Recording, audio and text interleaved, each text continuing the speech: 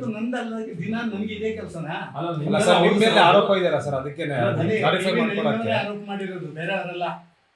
TV 9 ಅವರು ಹರಡುವಂತ ಹಾರಿಕೆ ಸುದ್ದಿಗಳನ್ನ ಬೇರೆ ಯಾವ ಟಿವಿಗಳು ಮಾಡಲ್ಲ. ನಾನು ಇವತ್ತು ನೋಡಿ ಹೇಳ್ತಾ ಇದ್ದೀನಿ, ಇದು ಅನಪೂರ್ವಕವಾಗಿ ಹೇಳ್ತಾ ಇದ್ದೀನಿ ಸರ್. ಅದಕ್ಕೆ ನಿಮ್ಮ ಸ್ಪಷ್ಟೀಕರಣಕ್ಕೆ ಬಂದಿದ್ದೀವಿ. ಸ್ಪಷ್ಟೀಕರಣ ಕೇಳೋದು ಯಾಕೆಂತ ನಂಗೆ ಗೊತ್ತು. ಈ ಸ್ಪಷ್ಟೀಕರಣವನ್ನು ಅಲ್ಲಿಗೆ ಹೇಳಿ ಅಲ್ಲಿಂದ ಏನಾಗುತ್ತೆ ನಿಮಗೆ ಅದನ್ನು ಮಾಡಿಕೊಳ್ಳಿ, ಮಾಡ್ಬೇಡ್ರಿ. ಅಲ್ಲ ಸರ್, ನೀವೇನ್ ಹೇಳ್ತೀರೋ ಅವ್ರು ಹೇಳ್ತೀರೋ ಅದನ್ನೇ ಕೇಳ್ತೀವಿ. ಇಷ್ಟು ದೊಡ್ಡ ರಾಷ್ಟ್ರೀಯ ಟಿವಿಗೆ ಇದು ಯೋಗ್ಯತೆ ತರುವಂತದಲ್ಲ ಸರ್. ನೀವೇನ್ ಹೇಳ್ತೀರೋ ಹಾಗೆ ಹಾಕ್ತಿವಿ, ಅವ್ರು ಹೇಳಿದ್ರು ಹಾಕ್ತಿವಿ ಸರ್. ನೀವು ಇಂಡಿವಿಜುವಲ್ ಆಗಿ ನಮ್ಮನ್ನ ಟಾರ್ಗೆಟ್ ಮಾಡಿದ್ರೆ ಆರ್ಗ್ಯುಮೆಂಟ್ ಮಾಡಕ್ಕೆ ಬಂದಿದ್ದ, ನಾನು ಹೇಳೋದನ್ನು ಕೇಳಕ್ಕೆ ಬಂದಿದ್ದ. ಅಲ್ಲ ಆಯ್ತು, ಅಲ್ಲ ನಿಮ್ಮ ಉತ್ತರ ನಿಮ್ಮ ರಿಯಾಕ್ಷನ್ ಕೇಳಿದೀವಲ್ಲ, ನಮ್ಮ ಪ್ರಶ್ನೆಗೆ ಉತ್ತರ ಮಾಡ್ಬೇಕಲ್ವಾ? ಪ್ರಶ್ನೆ ಕೇಳೋದು ನಮ್ಮ ಧರ್ಮ ಸರ್. ನಿಮ್ಮ ಈ ರೀತಿಯ ಕ್ಷುಲ್ಲಕ ಪ್ರಶ್ನೆಗಳು, ಒಂದು ಮನುಷ್ಯತ್ವ ಇಲ್ಲದಂತ ಪ್ರಶ್ನೆಗಳು, ಕೇವಲ ನಿಮ್ಗೆ ಏನೋ ಸಿಗ್ತದಲ್ಲ, ನಮ್ಮ ಟಿವಿ ದೊಡ್ಡದು ಅಂತೇಳಿ ತೋರಿಸ್ಕೊಳ್ಳೋಕೆ ಸಿಗ್ತದಲ್ಲ ಮೈಲೇಜು, ಅದಕ್ಕೆ ಬೇಕಾದಂಥ ಪ್ರಶ್ನೆಗಳನ್ನು ಕೇಳಿ ಈ ಒಂದು ಇದಕ್ಕೆ ಮಾಧ್ಯಮದ ಬಾಕಿ ಎಲ್ಲರಿಗೆ ಅಗೌರವ ಸರ್. ಇದು ಸ್ವಲ್ಪ ಗಂಭೀರವಾಗಿರುವಂಥ ವಿಚಾರ.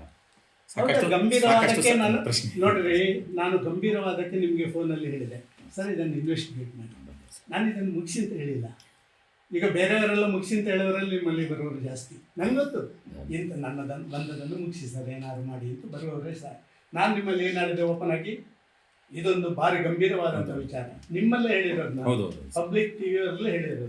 ಇದನ್ನು ದಯವಿಟ್ಟು ಇನ್ವೆಸ್ಟಿಗೇಟ್ ಮಾಡಿ, ಇದರ ಮೂಲವನ್ನು ಅರಿಯಿರಿ, ಅರ್ಥ ಮೇಲೆ ಅದರ ಆಧಾರದಲ್ಲಿ ಮುಂದೆ ಏನು ಮಾಡಬೇಕಾ ಅದನ್ನು ಮಾಡೋಣ ಅಂತ ಹೇಳುವಂಥದ್ದನ್ನು ನಾನು ಹೇಳಿದ್ದೀನಿ. ನಾನು ಈಗಲೂ ನಿಮ್ಮಲ್ಲಿ ವಿನಂತಿ ಮಾಡಿಕೊಳ್ತಾ ಇದ್ದೀನಿ, ವಿಚಾರಗಳು ಗಂಭೀರ ಇದೆ. ಒಂದು ಪಾರ್ಟಿಯ ಆಂತರಿಕ ವಿಚಾರಗಳು ಒಂದು ರೀತಿಯಲ್ಲಿ ಬಾಹ್ಯವಾಗಿ ಚರ್ಚೆಗೆ ಆಸ್ಪದ ಆಗಲಿಕ್ಕೆ ಕಾರಣ ಆದಂಥ ವಿಚಾರ ಇದೆ. ನನ್ನ ಪಾರ್ಟಿಗೆ ಇದಾಗಬಾರ್ದು. ಇದಕ್ಕೆ ಬೇಕಾಗಿ ತನಿಖೆಗಳು ಮಾಡಲಿ, ಏನು ಮಾಡಲಿ, ನಾನು ಇದಕ್ಕೆ ಹೋಗಲ್ಲ. ನನ್ನಲ್ಲಂಥ ಸೊತ್ತನ್ನು ನಾನೇ ಮೈ ಮೇಲೆ ಹೇಳ್ಕೊಂಡು ಹಾಗೆ ಮಾಡಿ ಹಿಂಗೆ ಮಾಡಿ ಅಂತ ಕೇಳೋದಿಲ್ಲ. ಇದಕ್ಕೆ ಟಿವಿಗಳು, ಕೆಲವು ಟಿವಿಗಳು ಇದ್ದಾವೆ, ಅವ್ರು ಮಾಡ್ತಾರೆ. ಸುಮ್ಮನೆ ಸದನಗಳು ಟಾರ್ಗೆಟ್ ಆಗ್ತಿದ್ದಾರೆ ಸರ್, ನೇರವಾಗಿ ಹೇಳ್ತಾ ಇದ್ದಾರೆ. ನಿಮಗೆ ಇಷ್ಟೇ ಹೇಳಲಿಕ್ಕೆ ಇಷ್ಟಪಡ್ತಾ ಇದ್ದೇನೆ, ನಾನು ಯಾವಾಗ ಟಾರ್ಗೆಟ್ ಆಗಬೇಕು, ನನಗೆ ಯಾರ್ಯಾರು ಕಾಂಪಿಟೇಟಿವ್ ಅಥವಾ ನಾವು ಯಾವುದಾದ್ರು ಸ್ಥಾನಮಾನದ ಅಪೇಕ್ಷಿತರಾಗಿದೆ, ಅಥವಾ ನಾನು ಇನ್ನೇನಾದರೂ ಲಾಭ ಸೂಟ್ ಕೇಸ್ ತಂದು ಕೊಡುವಂಥ ವ್ಯವಸ್ಥೆ ಮಾಡಲಿಕ್ಕೆ ಬೇಕಾದಂಥ ಸುದ್ದಿ ಹರಡುವಂಥ ವ್ಯಕ್ತಿ ಆದರೆ ಮಾತ್ರ ನಾನು ಮಾಡಬೇಕು. ನೀವು ನನ್ನನ್ನು ಕಳೆದ 30 ವರ್ಷಗಳಿಂದ ನೋಡಿದ್ದೀರಿ. ಒಂದು ದಿನ ವ್ಯತ್ಯಾಸಗಳಾದರೆ ಕ್ಷಮೆ ಕೇಳುವಂಥದ್ದೊಂದು ಸಾರ್ವಜನಿಕ ಕ್ಷೇತ್ರದಲ್ಲಿ ನಾನು ಮಾಡಿದ್ದೀನಿ, ಮಾಧ್ಯಮಗಳಲ್ಲಿ ಮಾಡಿದ್ದೀನಿ. ಆದರೆ ಮೈಲೇಜಿಗೋಸ್ಕರ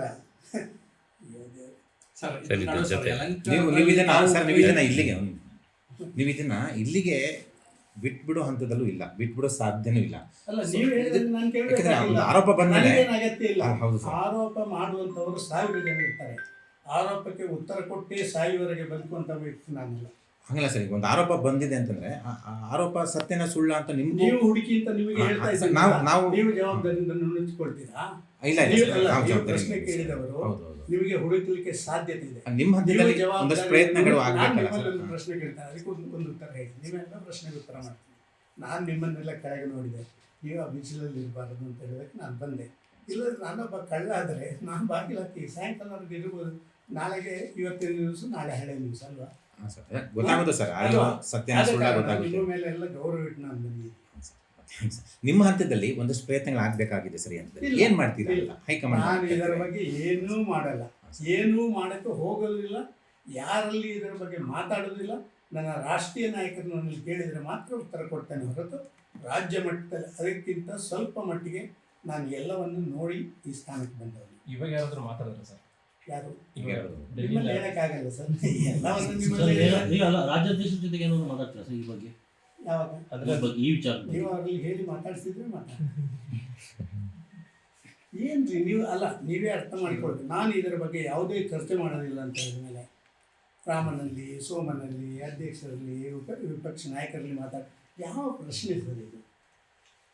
ಸರ್, ಈಗ ಇದ್ರ ನಡುವೆ ಮಾತನಾಡಲಾಗಿದೆ, ನಮಗೆ ತಾವೇ ಮಾತಾಡಿರೋದಾ ಹೇಗೆ ಅಂತ ಸರ್? ಇದರ ಬಗ್ಗೆ ನೋ ಕಮೆಂಟ್ಸ್. ನನ್ನದಲ್ಲದಂಥ ಆಡಿಯೋ, ನನ್ನದಾದಂಥ ವಿಡಿಯೋ ನಾನು ಯಾವುದೇ ಸಂದರ್ಭದಲ್ಲಿ ಇಷ್ಟವರೆಗೂ ಉತ್ತರ ಕೊಟ್ಟಿಲ್ಲ, ಮುಂದೆಯೂ ಉತ್ತರ ಕೊಡಲ್ಲ. ಆದ ಕಾರಣ ಇದರ ಬಗ್ಗೆ ನೋ ಕಮೆಂಟ್ಸ್. ಇದಕ್ಕಿಂತ ಹೆಚ್ಚು ನಾನು ಏನು ಹೇಳಲಿಕ್ಕೆ ಇಷ್ಟಪಡ್ತೀನಿ. ಇದನ್ನು ಹೊರತುಪಡಿಸಿ ಸರ್, ನಿನ್ನೆ ಯಲಹಂಕದಲ್ಲಿ ಆದಂತ ಸರ್ ನಿಮ್ಗೆ ಸಹಜವಾಗಿ ಯಾಕಂದ್ರೆ ಅಲ್ಲ, ಮೊದಲೇ ನಾನು ನನಗೆ ಕಾಂಗ್ರೆಸ್ ನನಗೇನು ಅನಿಸ್ತದೆ ಗೊತ್ತಾ, ಪ್ರಾಯಶಃ ತುಂಬ ಸಂಗತಿಗಳನ್ನು ಮಾಧ್ಯಮದವರು ಇನ್ವೆಸ್ಟಿಗೇಟ್ ಮಾಡಿ ಈ ಆರ್ಟಿಫಿಷಿಯಲ್ ಇಂಟೆಲಿಜೆನ್ಸ್ ಮತ್ತೊಂದು ಏನು ಅಂತ ನೀವು ಕಂಡುಹಿಡಿದಿದ್ದು. ನನಗೆ ಅದರ ಬಗ್ಗೆ ಗೊತ್ತಿಲ್ಲ. ನಾನು ನಿಮ್ಮಲ್ಲಿ ಎಲ್ಲರಲ್ಲಿ ವಿನಂತಿ ಮಾಡಿಕೊಳ್ತೇನೆ, ದಯವಿಟ್ಟು ಇದರ ಬಗ್ಗೆ ಕಂಡು ಹಿಡಿಲಿಕ್ಕೆ ಮೊದಲೇ ಉಂಟಲ್ಲ, ಕೆಲವು ಪೇಮೆಂಟ್ ಟಿವಿಗಳು ಪ್ರಾರಂಭ ಮಾಡಿವೆ. ಸದಾನಂದ ಗೌಡರ ಜನ್ಮ ಜಾತಕವನ್ನು ತೆಗಿಲಿಕ್ಕೆ ಕೆಲವು ಪೇಮೆಂಟ್ ಟಿವಿಗಳು ಮಾಡಿದ್ದಾರೆ ಈಗಾಗಲೇ. ನನಗೆ ಸಂತೋಷ, ಅದರಲ್ಲಿ ಏನಿಲ್ಲ. ಮಾಧ್ಯಮಗಳು ಇರುವುದೇ ಅದಕ್ಕೆ.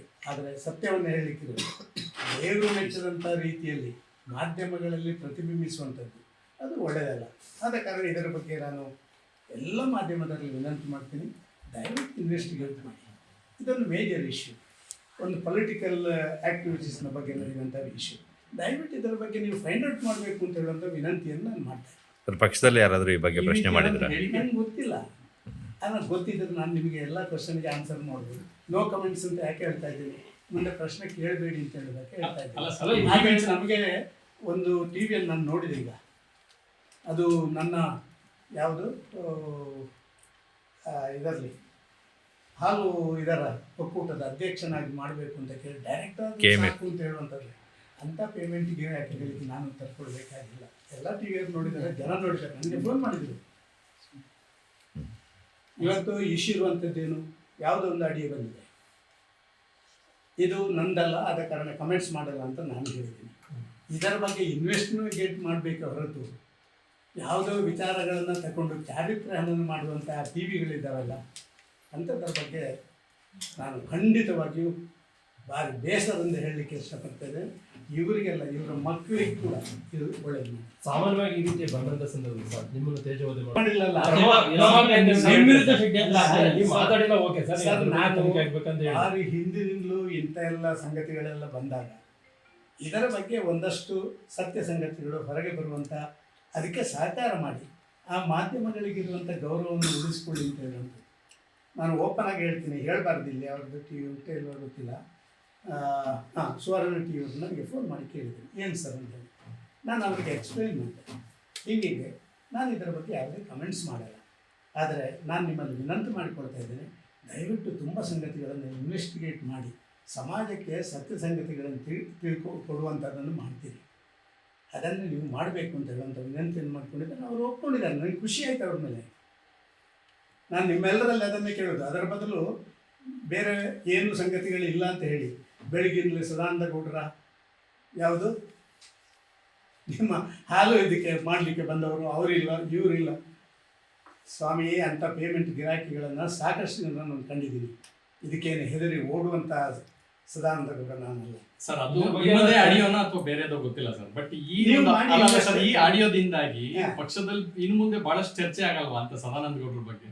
ಸರ್, ನನ್ನ ಬಗ್ಗೆ ಭಾರಿ ದಿನದಿಂದ ಚರ್ಚೆ ಆಗ್ತಾನೆ ಉಂಟು. ನೀವು ನೋಡ್ತಾ ಇದ್ದೀರಿ, ಇವತ್ತಲ್ಲ ಭಾರಿ ದಿನದಿಂದ ಅಡ್ಡ ಮತದಾನ ಆದಾಗಲೂ ಸದಾನಂದ ಗೌಡ್ರ ಚರ್ಚೆ, ಸತ್ಯ ಸಂಗತಿ ಹೇಳಿದಕ್ಕೆ ನನ್ನ ಚರ್ಚೆ. ನಾನು ಬಾಯಿ ಮುಚ್ಚಿ ಕೂತ್ಕೊಂಡಿದ್ದಿಲ್ಲ, ಸದಾನಂದ ಗೌಡರು ಅಲ್ಲೇ ಇರ್ತಿದ್ರು ಮೂಲೆಯಲ್ಲಿ. ನಾನು ಹೊರಗೆ ಬರಬೇಕು ಅಂತ ಹೇಳಿದ್ದಲ್ಲ, ನನ್ನ ಪಾರ್ಟಿ ಹಿತದೃಷ್ಟಿಯಿಂದ ಯಾವ್ಯಾವ ಸಂದರ್ಭದಲ್ಲಿ ಏನೇನು ಆಗಬೇಕೋ ಅದನ್ನು ಕೋರ್ ಕಮಿಟಿಯಲ್ಲಿ ಮಾತಾಡಿದ್ದೀನಿ, ಅದು ರಾಷ್ಟ್ರೀಯ ಅಧ್ಯಕ್ಷರ ಜೊತೆ ಮಾತಾಡಿದ್ದೀನಿ, ಅದು ಬೇರೆಯವರ ಜೊತೆ ಮಾತಾಡಿದ್ದೀನಿ, ಎಲ್ಲರಲ್ಲಿ ಮಾತಾಡಿದ್ದೀನಿ. ಆದರೆ ಹಾರಿಕೆ ಸುದ್ದಿ ಹರಡುವಂಥ ಇಂಥ ಟಿ ವಿಗಳನ್ನು ದಯವಿಟ್ಟು ಧಿಕ್ಕರಿಸಿ ಅಂತ ನಾನು ಕೇಳ್ತೇನೆ.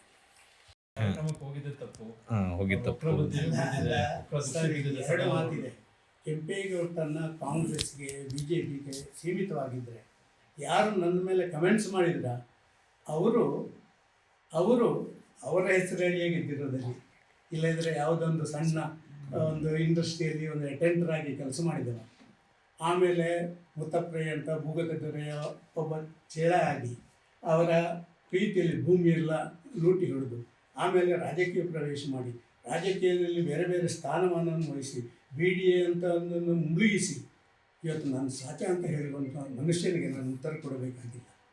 ವಕ್ರ ಬುದ್ಧಿ ಅಂತ ಹೇಳ್ತಾರೆ ಅವ್ರು ನಿಮ್ಮದು ಅಲ್ಲ. ನಾನು ನಿಮಗೆ ಅದನ್ನೇ ನನಗೆ ಫೋನ್ ಮಾಡಿದರು ಬರಬಾರ್ದು ಅಂತೇಳಿ. ನಾನು ಹೇಳಿದೆ, ಕೆಂಪೇಗೌಡರು BJP ಸೀಮಿತ. ನಾನು ಕೇಳಿದೆ ಅವರಿಗೆ, ಕೆಂಪೇಗೌಡರು ಕಮ್ಯುನಿಸ್ಟ್ನವ್ರು ಮಾಡಿದರೆ ಪಾಕಿಸ್ತಾನದಲ್ಲಿ ಕೆಂಪೇಗೌಡರ ಬಗ್ಗೆ ಯಾವುದೇ ಕಾರ್ಯಕ್ರಮ ಮಾಡಿದ ನನ್ನ ಆಹ್ವಾನ ಮಾಡಿದರೆ ಅಲ್ಲಿಗೆ ಹೋಗುವಂಥ ಆ ಒಂದು ಮನಸ್ಥಿತಿ ನಂದು. ಆ ರೀತಿಯ ಒಂದು ವ್ಯಕ್ತಿ ಕೆಂಪೇಗೌಡರು. ಈ ಕೆಂಪೇಗೌಡರ ಹೆಸರು ಹೇಳಿ ಎಲ್ಲ ಒಕ್ಕಲಿಗರ ಓಟ್ ತಗೊಂಡು ಅವರನ್ನೇ ಸಮಾಧಿ ಮಾಡಿ ಅವರ ಭೂಮಿಯನ್ನೆಲ್ಲ ಕೊಳ್ಳೆ ಹೊಡೆದು ಎಲ್ಲ ಅಧಿಕಾರ ಸ್ಥಾನಕ್ಕೇರಿ ಈ ರೀತಿ ಕೆಂಪೇಗೌಡರ ಕಾರ್ಯಕ್ರಮಕ್ಕೆ ಹೋಗುವುದಕ್ಕೆ ಅವರು ಹೇಳಿದಂಥ ಮಾತು, ಆ ಕೆಂಪೇಗೌಡರಿಗೆ ಮಾಡಿದಂಥ ಅಪಮಾನ, ಆ ಕೆಂಪೇಗೌಡರ ಪರಿವಾರ ಅದನ್ನು ನೋಡಬೇಕು ಅಂತ ಹೇಳುವಂಥ ನನ್ನ ಮನಸ್ಸು. ಬರೀ ಹಳೆಮೈಸೂರು ಭಾಗದವ್ರು ಮಾತ್ರ ಒಕ್ಕಲಿಗರು, ಮಂಗಳೂರಿನವರು ಒಕ್ಕಲಿಗರೇ ಎಲ್ಲ ಅನ್ನೋ ಅದಕ್ಕೆ ಮಾತಾಡಿದ್ರು. ಶುರು ಆಯ್ತಲ್ಲ. ಇವತ್ತು ನೋಡಿದ್ದೀರಾ ನೀವು, ಇವತ್ತು ದಕ್ಷಿಣ ಕನ್ನಡದ ಸುಳ್ಯ, ಪುತ್ತೂರು, ಬೆಳ್ತಂಗಡಿ ಭಾಗದ ಎಲ್ಲ ಒಕ್ಕಲಿಗರು ಇವತ್ತಲ್ಲಿ ಈಗಾಗಲೇ ಒಂದು ಪ್ರತಿಭಟನೆಯನ್ನು ಪ್ರಾರಂಭ ಮಾಡಿದ್ದಾರೆ. ನಾಳೆ ನಾಡದಲ್ಲಿ ಪ್ರೆಸ್ ಮೀಟ್ ಮಾಡ್ತಾರೆ. ಏನು ದಕ್ಷಿಣ ಕನ್ನಡದ ಬಗ್ಗೆ ಏನು ಗೊತ್ತಿಲ್ಲದೆ ದುಡ್ಡು ಮಾಡೋದರಲ್ಲಿ ಮುಳುಗಿ, ಗೂಂಡಾಗಿರಿ ಮಾಡಿದರಲ್ಲಿ ಮುಳುಗಿದಂಥ ವ್ಯಕ್ತಿ ಕಮೆಂಟ್ ಮಾಡಿದರೆ ಅದಕ್ಕೆ ಎಷ್ಟು ಗೌರವ ಕೊಡಬೇಕು ಸರ್? ನನಗೆ ಗೊತ್ತು, ಮುತ್ತಪ್ರಯ್ಯ ಕೈ ಕೆಳಗೆ ಇಡೀ ಲೂಟಿ ಹೊಡಿಲಿಕ್ಕೆ ಪ್ರಾರಂಭ ಮಾಡಿದರು. ಆ ಮುತ್ತಪ್ರಯ್ಯ ವಿರುದ್ಧ ಹೋರಾಟ ಮಾಡಿ ಬಂದವರು ನಾನು ಅದೇ ಪುತ್ತೂರಲ್ಲಿ. ನಮ್ಮದು 2 ಹೋದಾಗ ಮುತ್ತಪ್ರಯ್ಯದು 3 ಹೋಗಿತ್ತು, ಗೊತ್ತಿರಲಿದ್ದು. ನಾನು ಅದನ್ನೆಲ್ಲ ಮೇಲೆ ಹೋದಾಗೆ ಗೌರವದಿಂದ ಮಾತಾಡುವಂಥದ್ದು ಮಾತಾಡ್ಕೊಂಡು ಹೋಗ್ತಿದ್ದೆ. ಆದರೆ ಇವರಿಗೆ ದುಡ್ಡಿನ ಅಮಲು, ಆ ಎಲ್ಲರನ್ನು ಖರೀದಿ ಮಾಡಬಲ್ಲೆ ಅಂತ ಹೇಳುವಂಥ ಆ ಒಂದು ವಕ್ರ ಕಾರ್ಯ, ಇದು ಅವರಿಗೆ ಮುಂದಿನಲ್ಲಿ ಮುಳುವಾಗುತ್ತೆ. ನಾನು ಇದರ ಬಗ್ಗೆ ನಮ್ಮ ರಾಷ್ಟ್ರೀಯ ನಾಯಕರಿಗೆ ಬಾಕಿಯವರಿಗೆ ನಾನು ಹೇಳಿಕ್ಕಿದ್ದೇನೆ, ನೋಡೋಣ ಏನಾಗುತ್ತೆ ಅಂತ. ಆದರೆ ಪಬ್ಲಿಕ್ಕಲ್ಲಿ ಅದನ್ನು ತಿಳ್ಕೊಂಡು, ಸರ್ ನಾನು ಈ ಕತ್ತಿದೊಣ್ಣ ರಿವಾಲ್ವರ್ ಅದರಲ್ಲಿ ನನ್ನ ರಾಜಕೀಯ ಪ್ರವೇಶ ಪುತ್ತೂರಿಂದ. ಮುಖ್ಯಮಂತ್ರಿಗಳಾದಂಥವ್ರು ಹಿರಿಯ ನಾಯಕರು, ನೀವು ಇಂಥವ್ರಿಗೆ ಅವರು ಶಾಸಕರು ಈ ರೀತಿಯಾಗಿ ಮಾತಾಡ್ತಾರೆ ಅಂದ್ರೆ ಎಷ್ಟು ಮಟ್ಟಿಗೆ ಸರಿ ಅಂತ ಸಾಮಾಜಿಕ ನಿಮ್ಮಲ್ಲಿ ನಾನು ಹೇಳಿದ ಉತ್ತರ ಮತ್ತೆ ವಿಶ್ಲೇಷಣೆ ಸಾಯಂಕಾಲ 1 ಗಂಟೆ ಇರ್ತದಲ್ಲ, ಅದಕ್ಕೆ ಮಾಡಿ. Thank you.